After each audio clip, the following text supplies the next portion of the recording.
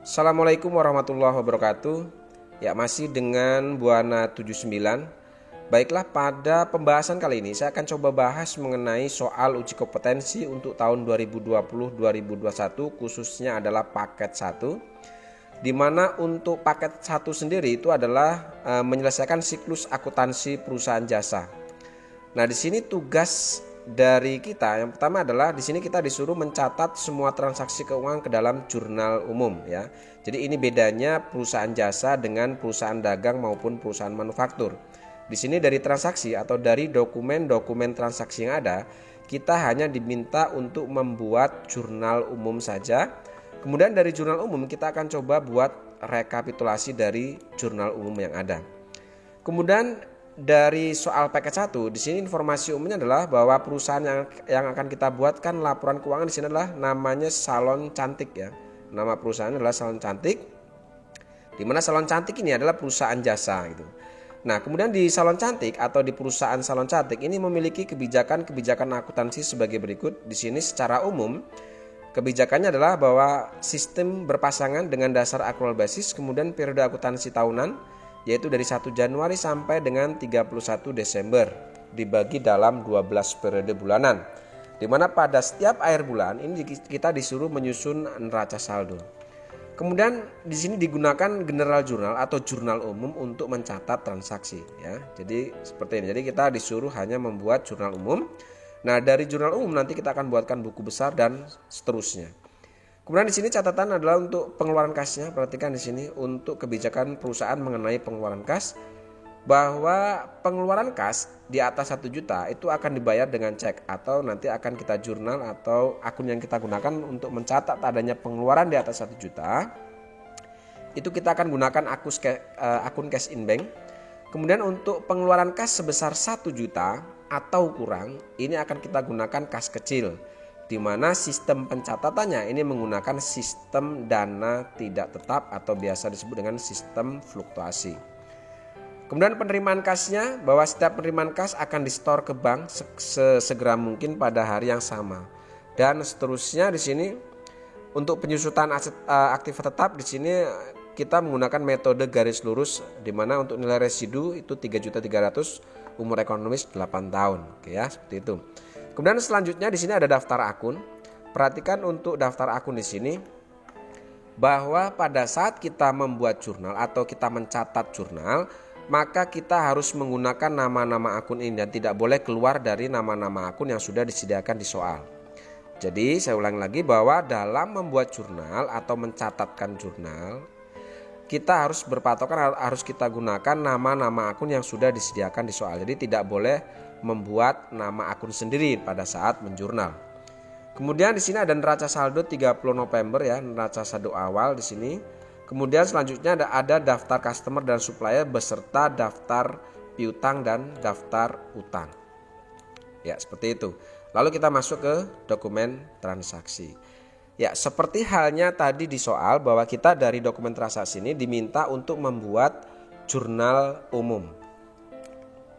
Nah, di sini sudah saya siapkan bentuk jurnal umumnya ya, sudah saya siapkan bentuk jurnal umumnya yang akan kita gunakan untuk mencatat semua dokumen-dokumen transaksi yang ada pada Salon Cantik ini. Bentuk jurnal umum seperti biasa, di sini masih ada tanggal, kemudian ada invoice number untuk mencatat nomor dokumen. Kemudian description ini kolom untuk mencatatkan nama jurnalnya atau bentuk jurnalnya, dan ada kolom debit dan kredit untuk memasukkan nilai yang muncul pada setiap transaksi.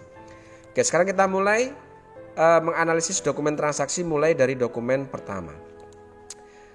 Pada dokumen transaksi nomor 1 di sini ada bukti pengeluaran kas ya. Jadi di sini bukti pengeluaran kas, kita mengeluarkan kas. Di sini keterangannya adalah untuk pembayaran gaji karyawan bulan November. Jadi kita mengeluarkan uang sebesar 7.500.000 ini untuk membayar gaji karyawan bulan November. Nah, karena yang kita bayar di sini adalah gaji bulan November, artinya kita membayar hutang gaji di sini ya. Ingat bahwa jika kita mengeluarkan uang untuk membayar gaji bulan sebelumnya, maka kita masuk dalam kategori membayar hutang.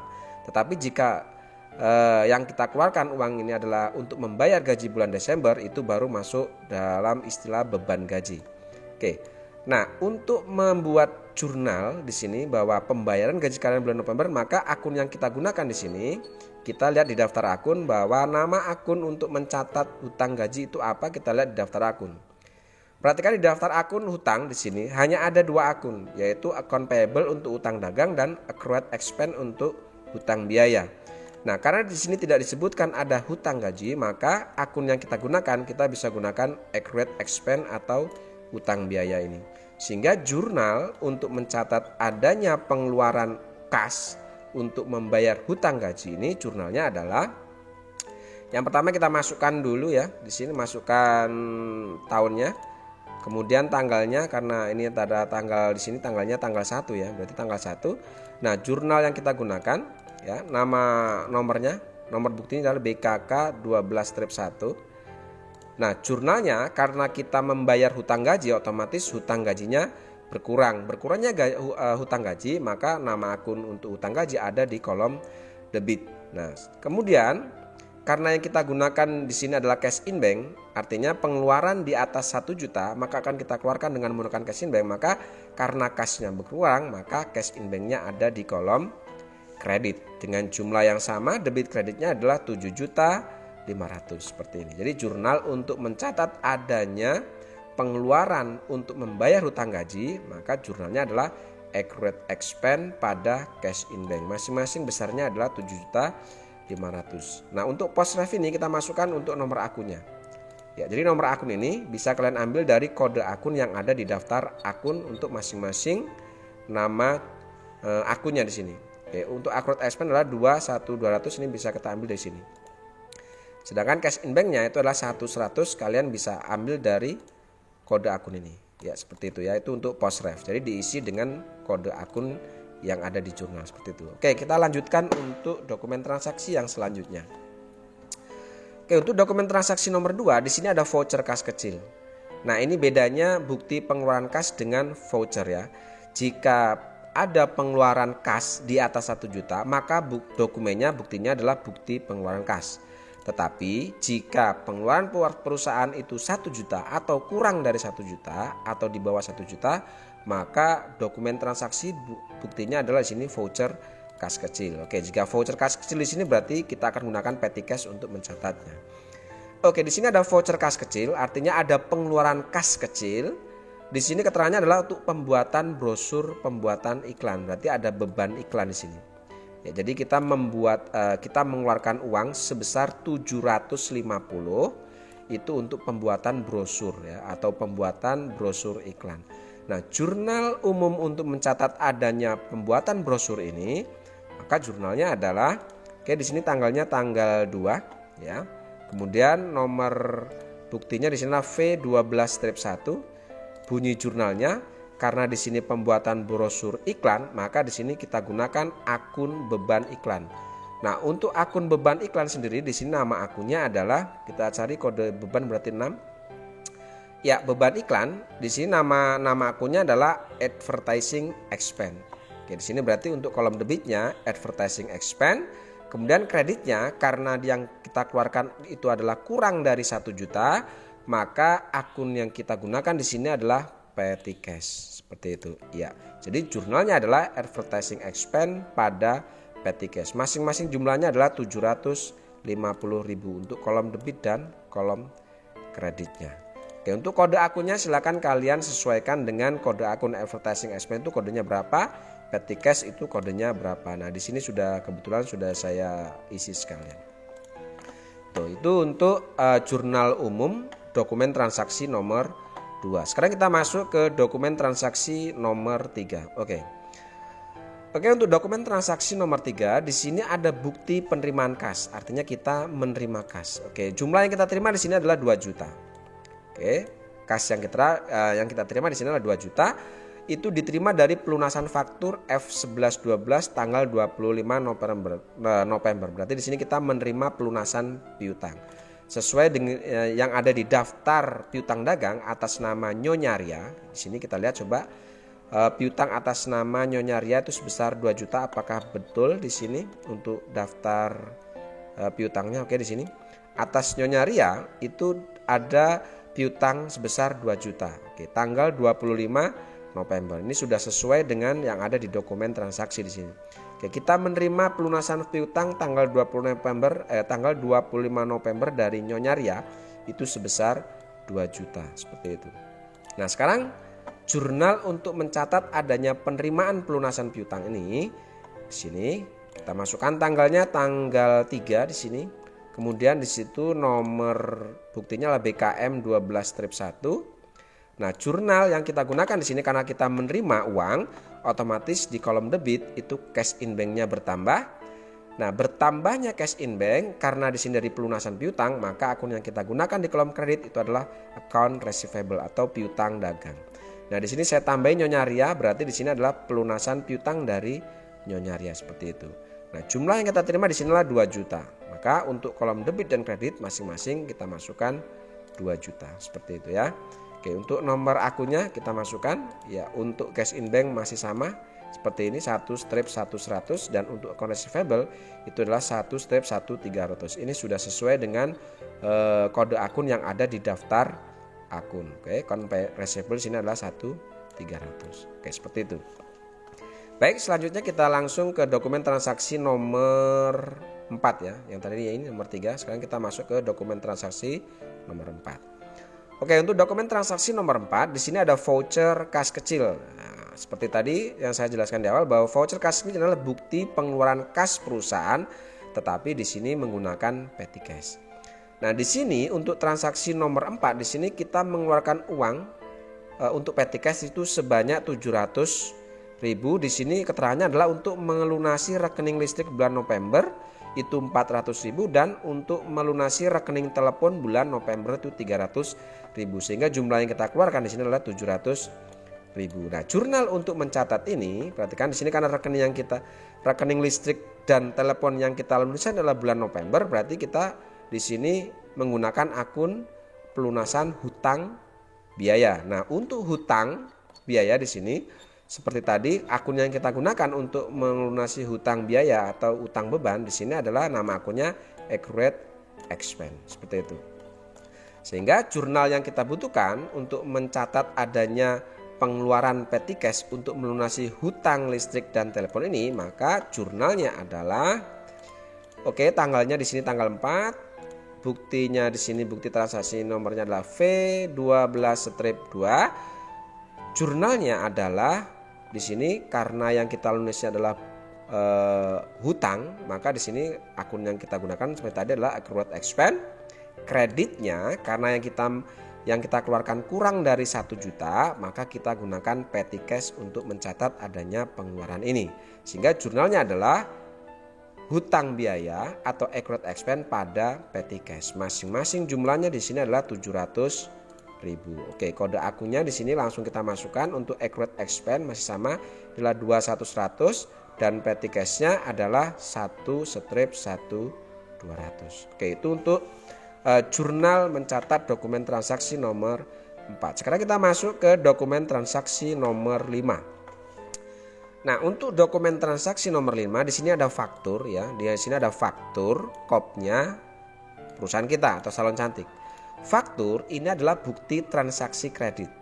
Jika di sini kita adalah perusahaan jasa, berarti di sini kita menjual jasa, tetapi di sini kita tidak langsung menerima uang, artinya muncul piutang di situ. Di sini kita menjual jasa kepada Nyonya Rinda. Oke, di sini kita menjual jasa kepada Nyonya Rinda, di mana jasa yang kita peroleh di sini adalah 8 juta. Nah, karena di sini buktinya faktur, berarti 8 juta ini kita tidak terima dalam bentuk cash in bank, masih dalam bentuk piutang usaha seperti itu. Nah, jurnal untuk mencatat adanya faktur ini di sini adalah tanggalnya jangan lupa masukkan tanggal 6 di situ. Kemudian nomor fakturnya adalah F12-1 dan jurnal yang kita gunakan di sini karena kita menyelesaikan jasa tapi belum menerima dalam bentuk uang, maka yang kita terima baru dalam bentuk piutang usaha atau account receivable dari Nyonya Rinda. Kemudian adanya kita menerima piutang ini karena adanya pendapatan jasa. Nah, nama akun untuk pendapatan jasa sendiri di sini nama akunnya adalah, kita lihat di daftar akun. Ya, pendapatan jasa di sini adalah nama akunnya adalah Fish Income. Berarti akun yang kita gunakan di sini adalah Fish Income. Oke. Kita masukkan di sini Fish Income, sehingga jurnal yang kita buat adalah account receivable dari Nyonya Rinda pada Fish Income atau pendapatan jasa. Masing-masing nilainya di sini adalah sesuai dengan dokumen transaksi. Di sini nilainya 8 juta untuk debit dan kredit. Seperti itu. Nah, untuk nomor akunnya sendiri di sini adalah 1/1300 untuk piutang dan Fish Income 4100. Seperti itu ya. Itu dokumen transaksi nomor 5. Kita lanjut untuk dokumen transaksi nomor 6. Nah, untuk dokumen transaksi nomor 6 di sini ada bukti pengeluaran kas. Berarti kita mengeluarkan kas. Kita mengeluarkan kas di sini kepada PT Paragon itu sebesar 3.500.000. Nah, 3.500.000 di sini keterangannya adalah untuk pelunasan faktur. Berarti kita membayar hutang, ya. Kita membayar hutang kepada PT Paragon, yaitu dari pelunasan faktur C15234 tanggal 23 November. Sekarang kita lihat di daftar hutang usaha kita kepada PT Paragon apakah benar sejumlah 3.500.000. Kita lihat di daftar hutang usahanya di sini. Ya, untuk daftar utang di sini kepada PT Paragon kita punya utang itu 3.500.000. Ini sudah sesuai dengan pelunasan tadi, yaitu tertanggal 23 November. Berarti sudah benar bahwa yang kita lunasi itu jumlahnya sudah sesuai dengan jumlah hutang kita kepada PT Paragon sebesar 3.500.000. Nah, jurnal untuk mencatat adanya pelunasan hutang usaha ini, jurnalnya adalah tanggalnya di sini adalah masih tanggal 6. Kemudian nomor buktinya adalah BKK 12-2. Ya, jurnalnya di sini adalah BKK ya, BKK 12-2. Kemudian jurnalnya untuk mencatat ini ya, karena kita melunasi hutang, otomatis hutang dagang kita atau hutang usaha kita akan berkurang. Nah, berkurangnya hutang usaha otomatis akan kita letakkan di debit. Nah, hutang usaha di sini kita lihat nama akunnya apa? Kita lihat di kode 2 di sini. Oke, untuk hutang dagang, hutang usaha di sini nama akunnya adalah account payable. Berarti nama akun yang kita gunakan di sini adalah account payable. Ya. Kemudian kreditnya karena yang kita keluarkan itu di atas 1 juta. Mana tadi? Ya ini. Karena yang kita keluarkan di atas 1 juta, maka kita membayarnya dengan menggunakan cash in bank. Lalu jumlahnya masing-masing antara debit dan kredit itu adalah 3.500.000. Ini sudah sesuai dengan dokumen transaksi. Kemudian bisa kita masukkan kode akunnya masing-masing. Untuk account payable itu adalah 21.100 dan cash in bank itu adalah 1/100. Itu dokumen transaksi nomor 6. Sekarang kita lanjutkan untuk dokumen transaksi nomor 7. Oke, untuk dokumen transaksi nomor 7 di sini ada voucher kas kecil ya. Berarti ada pengeluaran kas kecil di sini. Ya, karena setiap adanya pengeluaran kas kecil, maka bukti dokumennya adalah voucher kas kecil. Oke, di sini kita mengeluarkan petty cash atau kas di tangan itu sebesar 250.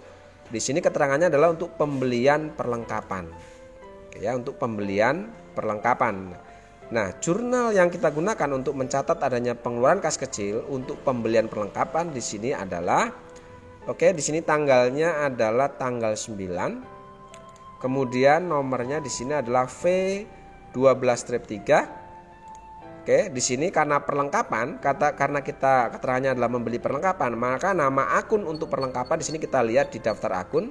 Nama perlengkapan atau nama akun untuk perlengkapan sendiri di sini adalah kita lihat di harta. Untuk nama perlengkapan di sini adalah nama akunnya kita pakai supplies atau kita gunakan nama akun supplies, sehingga karena kita membeli perlengkapan otomatis perlengkapan kita bertambah. Nah, bertambahnya perlengkapan maka otomatis suppliesnya ada di kolom debit. Nah, adanya pembelian supplies atau perlengkapan otomatis akan mengurangi nilai kas di tangan. Di sini karena yang kita keluarkan hanya 250, berarti kita akan membayar dengan menggunakan petty cash atau kas di tangan. Masing-masing untuk jumlah debit dan kredit adalah 250.000 dengan kode akun itu adalah 1/1500 untuk supplies atau perlengkapan, dan petty cash adalah 1/1200. Itu adalah dokumen transaksi atau jurnal umum untuk mencatat dokumen transaksi nomor 7. Sekarang kita masuk ke dokumen transaksi nomor 8. Oke, untuk dokumen transaksi nomor 8 di sini adalah bukti pengeluaran kas ya, di mana kita mengeluarkan atau membayar kepada PT Martina ya, PT Martina Jakarta sebesar 1.500.000.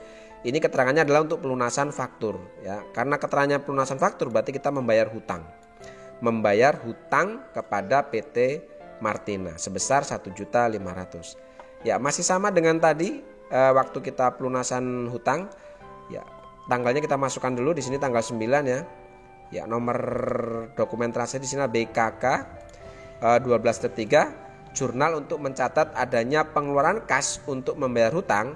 Otomatis ini adalah hutang dagangnya atau hutang usaha atau account payable berkurang di debit, di kreditnya kita bayar dengan menggunakan cash in bank karena di atas 1 juta. Sehingga jurnalnya adalah account payable pada cash in bank. Masing-masing untuk jumlah debit dan kreditnya adalah 1.500.000 disesuaikan dengan jumlah yang kita keluarkan di sini. Oke, nama akunnya atau kode akunnya di sini kode akun masing-masing akun adalah 2/100 untuk account payable dan 1/100 untuk cash in bank. Ini sekali lagi saya ingatkan, ini untuk kode akun, silakan kalian sesuaikan atau cocokkan dengan kode akun yang ada di daftar akun yang ada di atas ini. Ya, di sini. Ya, sesuaikan dengan kode akun di sini. Oke, selanjutnya masuk ke dokumen transaksi nomor 8 ya. Nomor 9 sorry. Ya, nomor 9. Oke, untuk dokumen transaksi nomor 9 di sini ada faktur, tetapi di sini kopnya PT Mitra Jaya. Nah, dengan demikian berarti di sini adalah faktur pembelian secara atau kita melakukan pembelian secara kredit ya. Karena di sini faktur, sekali lagi saya ingatkan bahwa faktur itu adalah bukti transaksi kredit. Nah, untuk membedakan ini penjualan atau pembelian, kita tinggal lihat kopnya. Jika kopnya adalah perusahaan orang lain, berarti ini adalah transaksi pembelian secara kredit. Tetapi jika ada faktur kopnya adalah perusahaan kita, artinya di sini adalah salon cantik, maka di sini adalah penjualan secara kredit. Nah, di sini karena kopnya PT Mitra Jaya atau perusahaan orang lain, berarti kita melakukan transaksi pembelian secara kredit. Nah, di sini kita membeli kursi cream bed ya, di sini kursi cream bed dan membeli steamer merek LG. Masing-masing harganya adalah 2.500.000 dan 5 juta, sehingga nilai di sini muncul hutang dagang atau muncul hutang usaha sebesar 7.500.000. Oke, jurnal untuk mencatat adanya pembelian peralatan ya. Jadi kursi dan steamer ini dianggap sebagai peralatan. Nah, peralatan di sini nama akun untuk peralatan sendiri. Di sini kita lihat di daftar akun apa nama akun yang digunakan untuk peralatan itu. Kita lihat di sini untuk daftar akun bahwa peralatan di sini nama akunnya adalah peralatan di sini nama akunnya adalah equipment at cost ya. Ini adalah nama akun untuk peralatan. Berarti jurnalnya kita akan gunakan akun equipment at cost ini untuk mencatat adanya pembelian peralatan. Oke. Jurnal di sini cara mencatatnya adalah kita kembali ke soal untuk nomor 9 tadi ya. Oke, di sini ya. Kita masukkan tanggalnya dulu. Ya, tanggalnya adalah tanggal 10. Kemudian di sini nomornya adalah F05. Nah, jurnal yang kita gunakan karena kita membeli peralatan, maka otomatis di sini untuk debitnya adalah equipment at cost. Karena di sini kita membeli secara kredit, otomatis utang kita akan bertambah atau account payable kita akan bertambah di sini. Sehingga jurnalnya adalah equipment at cost pada akun payable, yaitu pembelian peralatan secara kredit. Dengan adanya pembelian peralatan secara kredit, otomatis hutang kita akan bertambah seperti itu. Nilainya masing-masing adalah 7.500.000. Ya, di mana masing-masing kode akunnya adalah di sini 1/200 untuk equipment atau peralatan, 2/100 itu untuk akun payable-nya. Oke, sekarang kita lanjut ke dokumen transaksi nomor 10. Oke, dokumen transaksi nomor 10 di sini ada bukti penerimaan kas ya. Kita nerima kas di sini diterima dari Nyonya Rinda sebesar 8 juta. Keterangannya adalah pelunasan faktur. Berarti kita menerima 8 juta dari Nyonya Rinda itu dari pelunasan piutang. ya, tanggal 6 yang terjadi transaksi tanggal 6 yang di atas tadi. Jadi dia tadi yang tanggal 6 tadi itu kita menjual jasa tadi ya kalau nggak salah ya, berarti yang ini ya. Ya di sini tanggal 6 yang ini berarti ya. Kita tanggal 6 ini kita menjual jasa kepada Nyonya Rinda. Ya, tanggal 6, kemudian tanggal 12 ini dia melunasi yang 8 juta ini. Yang 8 juta ini dilunasi tanggal 12.